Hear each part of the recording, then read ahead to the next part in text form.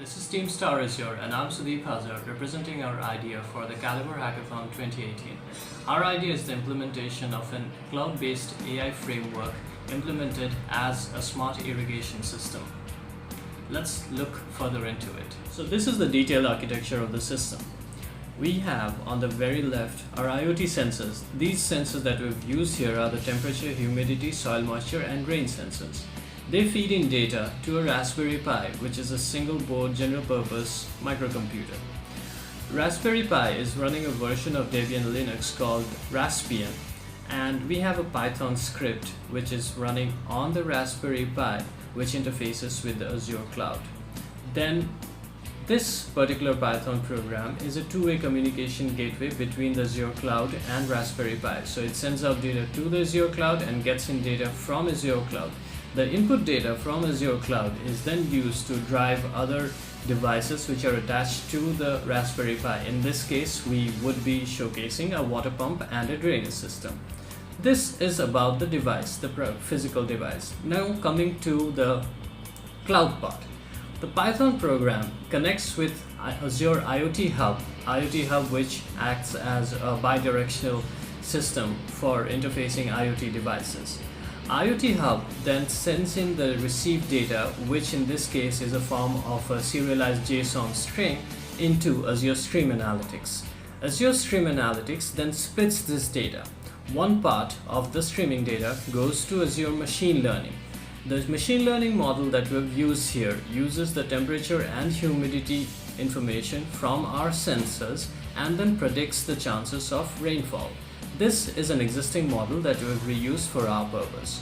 Once the calculations are done, then Azure Machine Learning sends the data back into Stream Analytics, and Stream Analytics uses this data to store into an Azure SQL database. On another stream of Azure Stream Analytics, the output is sent to be displayed on a Power BI dashboard. Now comes the third part. The third part is a very interesting one, wherein we send in data back to the device and then control other devices attached to our Raspberry Pi. So the third stream of Azure Stream Analytics goes to an Azure Event Hub. From the Event Hub, we trigger an Azure function. This Azure function interfaces with IoT Hub, and then IoT Hub interfaces with the Python program on the receiving end and sends signals back to the Raspberry Pi to trigger the devices attached to it. This is the basic architecture of the system.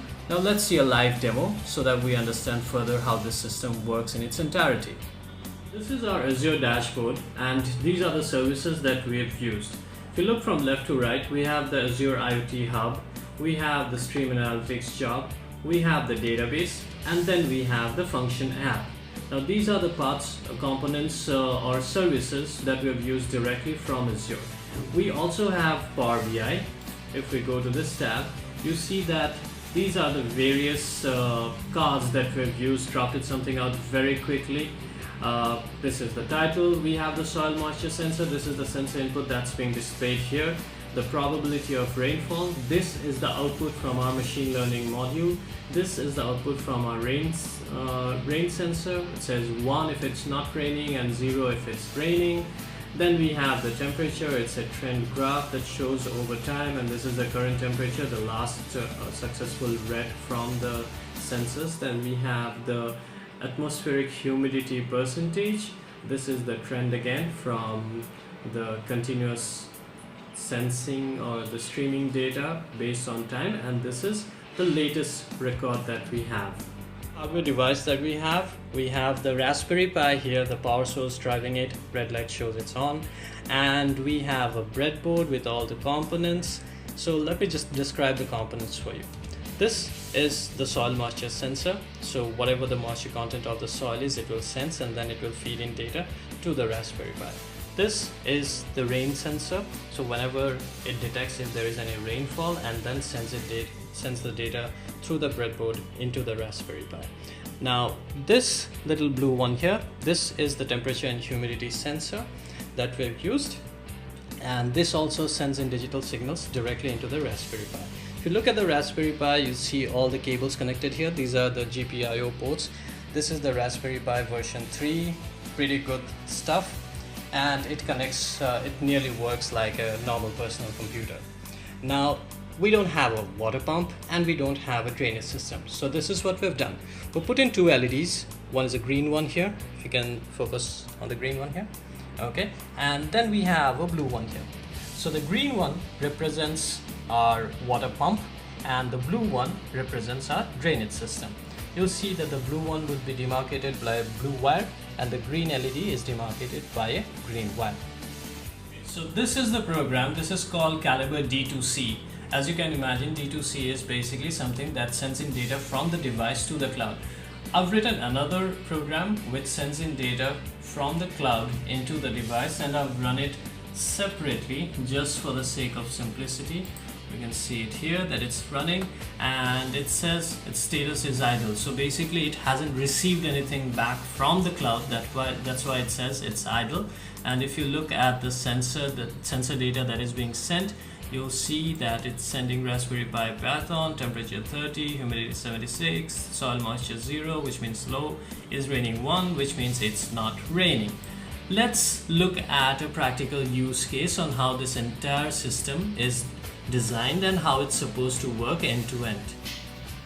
So let's look at this Sutra in live action. If you see here, this is the Power BI dashboard which is drawing in data from the Raspberry Pi connected through the Azure services, and you'll see that the data is getting updated. Right now the soil moisture sensor on the very left top says 0, which says insufficient soil moisture, and we've programmed our threshold soil moisture content in such a way that if it detects enough soil moisture, it would change the value to 1. And the rain chance, will do some calculations on the chances of rain. Right now our threshold is at 50%, so if we look at the probability, which is 58, this would suggest that there's a very good chance of rain. Let's look at the circuit to continue further. You see here that the soil moisture sensor is connected with the actual soil. This is dry soil and I don't have my blue or green LEDs lit up, which basically says that I don't need to do anything with the water pump or with the drainage system. So this is again the threshold rain probability is set at 50%. So right now, as we saw, that we have 58% probability of rain, so it's a good chance of rain and it's not doing anything. Now let's change the soil moisture content. So I'll just pour some water here.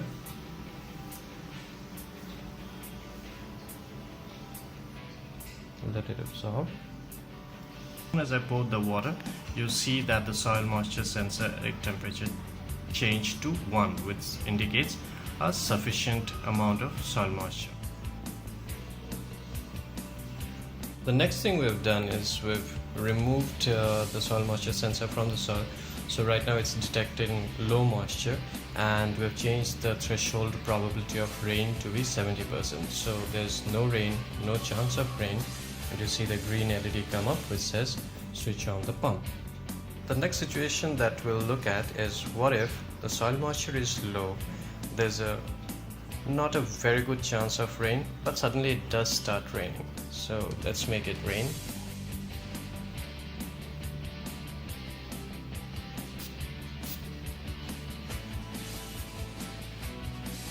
Give it 20 seconds because that's the threshold I've set.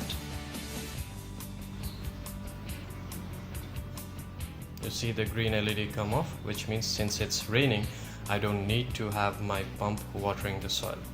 Let's look at the next use case wherein you have sufficient moisture in the soil and it's raining. As the rain sensor detects it, you'll see that my blue LED has come up, which means I need to switch on the water drainage system.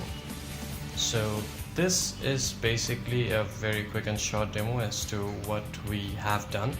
I know things can be extended, and we'd definitely like the opportunity to extend things and put it to a next level. Thank you for your time. Have a good one.